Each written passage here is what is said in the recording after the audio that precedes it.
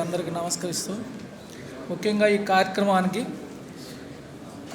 నిర్వహించినటువంటి poultry federation Telangana poultry federation అధ్యక్షులు మోహన్ రెడ్డి గారికి, నరసింహారెడ్డి గారికి, భాస్కర్రావు గారికి వీరందరూ ధన్యవాదాలు తెలుపుతూ ముఖ్యంగా ఈరోజు మా లేజెండ్ శ్రీ గుర్రం చంద్రశేఖర్ రెడ్డి గారు వారి కమిటీ మెంబర్స్కి, సెంట్రల్ కమిటీ మన సుబ్బరాజ్ గారికి, సుధాకర్ గారికి, మన సార్ అవినాష్ రెడ్డి గారికి అందరికీ ధన్యవాదాలు తెలుపుతున్నాను.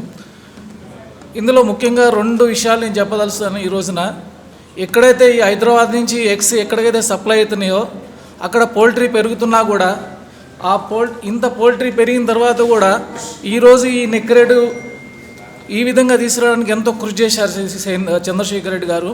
ఇంకోటి మామూలు పప్పక అని చెప్పేసి ఒక రోజున జస్ట్ 1-2 ఇయర్స్ బ్యాక్ నుంచి కూడా NECC కనుమరుగవుతుంది, చిన్నగా పప్పక రేటుకి అలవాటు పడుతున్న రోజుల్లో ఆయన సారు ఓకే ఇట్లా కాదు, దీని నుంచి మన ఒక సెకండ్ రేట్ వేసి NECC రేటు పడకుండా ఒక సెకండ్ రేట్ ఓపెన్ చేసి ఆ రేటు మీద అందరు ఫార్మర్లకి ట్రేడర్ల రేటు ఇవ్వాలని చెప్పేసి ఆయన నిర్ణయించారు.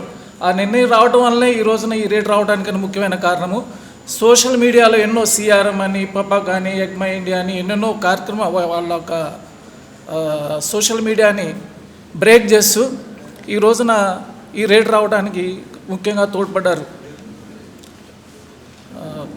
ఇంకొకటి ఆయనతో సార్ చెప్పొచ్చా మీ గురించి కొంచెం అనమాట.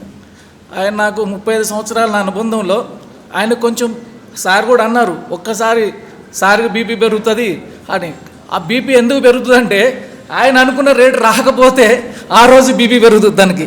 ఆ రోజు మాకు లెఫ్ట్ రైట్ మార్నింగ్ 11 o'clock ఆయన ఫోన్ వస్తుంది, మాకు పైనుంచి యుద్ధమానాలు వచ్చినట్టుంటాయి మాతో ఆ రోజు ఆ ఫైట్లో ఈ రేటు కావాల్సిందే, కాకపోతే గుడ్లు ఆపండి, నెక్స్ట్ డే చూద్దాం, ఈరోజు తగ్గము, 2 రోజులు వెయిట్ చేద్దామని చెప్పి చాలా ప్రెషర్ చేసి ఆయన మమ్మల్ని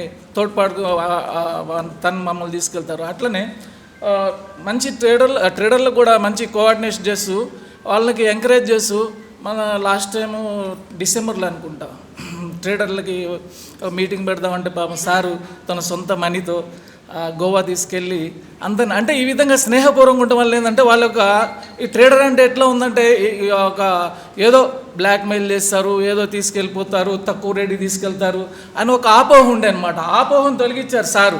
అందరిని ట్రేడర్ని తీసుకెళ్ళి అక్కడ తర్వాత మొన్న కూడా వెళ్ళాము, ట్రేడర్లు అందరం ఒక 20 మంది వెళ్ళాము సార్ దగ్గరికి.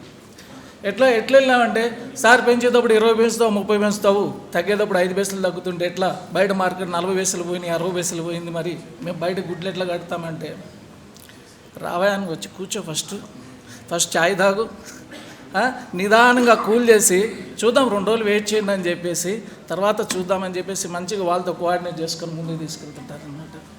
అది ఇదే విధంగా ఇంకోటి ఏదైతే ఈ సెకండ్ రేట్ మీద కూడా అందరూ కట్టుబడి కానీ ఈ మైనస్ కానీ ఇవ్వకుండా ఉంటే ఈరోజు 7 రూపీస్ కాదు, మన ఆనంద్ సార్ చెప్పినట్టు 8 రూపాయలు పోవడం పెద్ద ఈజీ ఏం కాదు. అందరు ఫార్మర్లు కూడా కట్టుబడి ఉండాలి ఆ రేటుకి. భయపడి అరే రేపు డౌన్ అవుతుంది, ఎల్లుండి డౌన్ అవుతుంది చెప్పి ముందుగానే మనం కానీ గుడ్లు అమ్మేసుకుంటే మీరు ట్రేడర్లు మీరు తీస్తారా లేదా, రేపు రేట్ డౌన్ అవుతుంది, మరి రేట్ డౌన్ అయ్యేటప్పుడు నువ్వు కట్టబోతే ఎట్లా అని చెప్పి ప్రెషర్ చేస్తే రేట్ రాదు.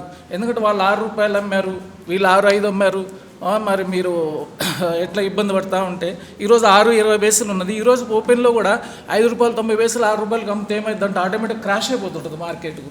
అది సోషల్ మీడియాలో ఏమవుతుందంటే ఏదైతే 6.20 పైసలు ఉందో 6.20 పైసలు రావట్లేదు. సెకండ్ రేట్ అక్కడి నుంచి హైదరాబాద్ ఓపెన్ రేటు 5.95 6 రూపాయలు వస్తుంది.